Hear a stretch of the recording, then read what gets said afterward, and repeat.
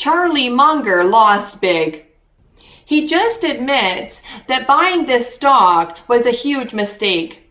Why artificial intelligence is a crowded trade. The debt ceiling is not priced in, it's priced out.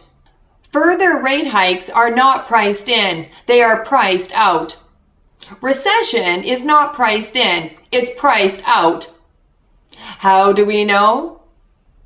Because the most overvalued sector is now deemed a safe haven from risk. You can't make this shit up. Investors are loading up on mega cap tech AI stocks as they turn more bearish, according to Bank of America. First off, how could bearishness be at the highest levels of the year if tech is the most crowded trade?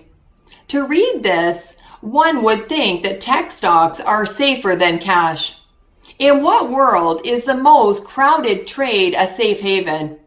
The world of artificial intelligence, where human intelligence is being stripped away. I believe AI bubble of today is bigger than the internet.com bubble in 2001.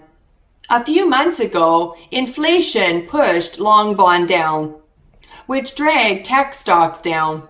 Now bond yield has nothing to do with NASDAQ anymore. In fact, QQQ just made a new 52-week high that is higher than last August high.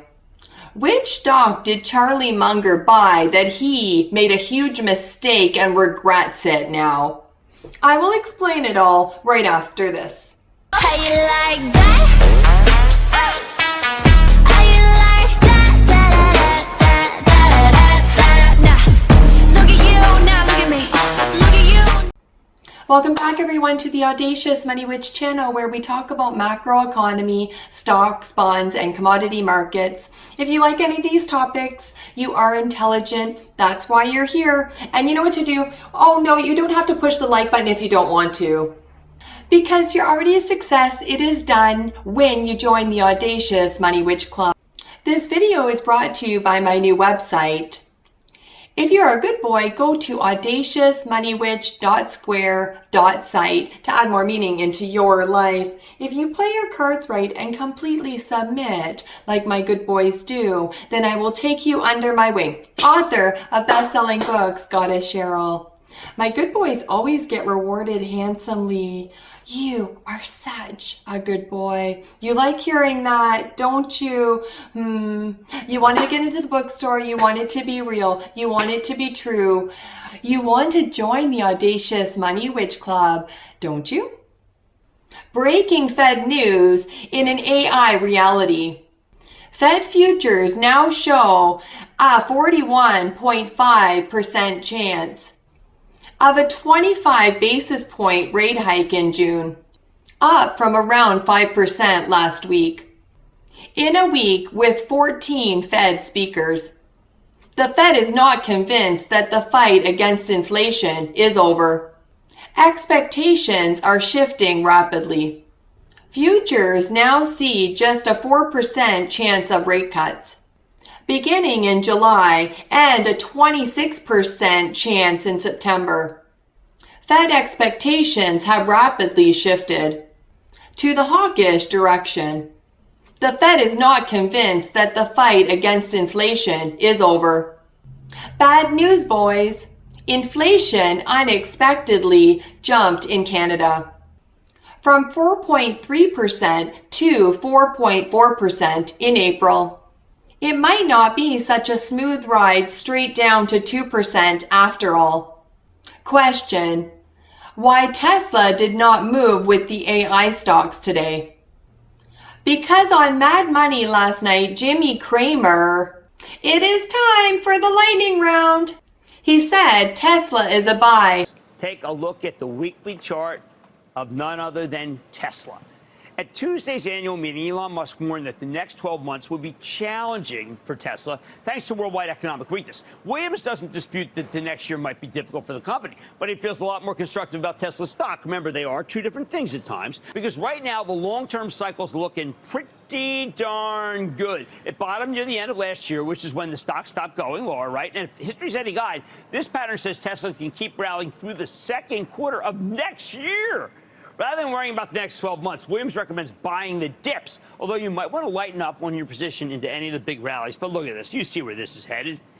These money managers have an excellent track record of buying the stock right before rallies. In other words, they're not contrary. They're actually correct. Over the last 4 weeks, they have been buying Tesla stock aggressively. That suggests the stock's getting ready for a big move higher.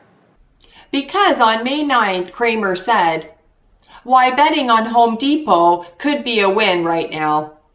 On May 16th, Home Depot posted worst revenue miss in 20 years. He is a legend.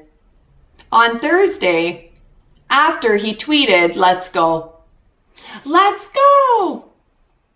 S&P 500 future turns negative 5 minutes later. Very timely calls. He recently said an economic wave is about to hit. That will be fantastic for investors. He also said he's extremely confident that the U.S. is not going to default. Now I want you all to pay attention to the bond market. Look at TLT. Does that look confident and fantastic for investors? Hell no. Treasuries are falling and nobody seems to care. The comparison to the Titanic is very valid. That scene when the ship has already hit the iceberg. The engines brought to a halt. But the rich kids keep playing with chunks of ice up on the upper deck. Close up on a bar table, and the whiskey glass falls off. Yes, the bond market doesn't buy it. TLT just broke the trend line heading down. Probably worries of the debt defaulting. The S&P Tech ratio now exceeds the 2020 lockdown. And Y2K. This week, Home Depot reported the worst quarterly revenue miss since the Y2K recession, and the biggest drop in quarterly revenue since the 2009 recession, confirming that the consumer is weakening. The home improvement retailer lowered its forecast for this year as consumers delay large projects and buy fewer big-ticket items like patio sets and grills. HD said cold weather and falling lumber prices also hurt first quarter sales. Its last quarterly miss of this magnitude was in 2002. Home Depot said it now expects sales and comparable sales to decline between 2% and 5% for the year. It had previously predicted flat sales. Home Depot and its peer now face a more unpredictable outlook. Rising interest rates threaten to dampen the appetite of prospective home buyers and cool home values. Groceries and essentials now take a bigger bite out of households' budgets. With 2020 largely in the rearview mirror, Americans now weigh spending on travel, dining out, and other experiences when they debate a kitchen renovation or a new refrigerator. Alibaba is the stock Charlie Munger made a huge mistake on. He started buying Baba since 2021 with an average buy price of $180, valued at $27 million. But in 2022, he sold half of his position. Due to US-China tensions, lost a lot of millions. The same reason why Warren Buffett sold Taiwan Semiconductor stock. Baba stock actually went down 5%. as the S&P 500 made a new high for the year. It went up as high as 4202. Amazing! The algorithm is bidding the stocks higher as it attracts retail money back into the market. Before it crashed, it all right in front of their faces. For over 15 years of trading, never have I seen a bull market start with an inverted yield curve in an interest rate rising environment, with inflation still around 5%. Thursday feels like a top, not a breakout. The method for calculating the CPI was designed to produce a lower number. You basically have to double the official numbers to get a better idea of what's actually happening with prices. So if the government says they're up 4.9%, they're probably up closer to 9.8%. That is a better read on what Americans are struggling with. The government doesn't have to lie. The CPI does it for them. The Fed is facing a devil's bargain. It has to choose between high interest rates and high inflation. There's a good chance we're going to get both, because interest rates are prices. It's the price you pay when you borrow money. The price is going up, just like the price of everything else. In fact, interest expense is a major part of every business. As interest rate goes up, well, that's just another cost that you need to pass on to your customers through higher prices. So it's a self-perpetuating spiral. What we really need to tackle inflation is lower government spending.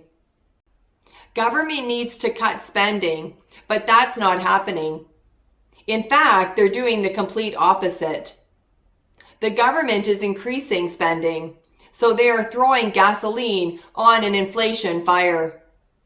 There is no way out, because as long as there is no disaster, they'll keep kicking the can down the road.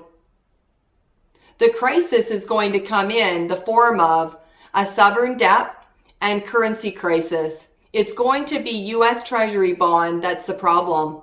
Nobody is going to want to own our sovereign bond because of how high inflation is. And that's also going to create a dollar crisis. That is where we're heading, and it's a big disaster. Why couldn't the Fed see 2008 coming? That was obvious. Why couldn't they see this inflation problem? I mean, they were claiming it was transitory when it was obvious that it wasn't. It's all about to spin when it comes to the government. They're never going to be honest. They're either going to lie about what's going to happen, or maybe they're just so ignorant that they really can't see what is clearly apparent to anybody who objectively looks at the facts. So you've got to think for yourself and recognize that the government is never going to tell you about a crisis. You just need to prepare it for yourself. And here is my client's collaboration book, Adversity Equals Success. It's already yours. Such an amazing book with such incredible authors. Order your copy today. You are such a good boy for watching my video right till the end. Bye.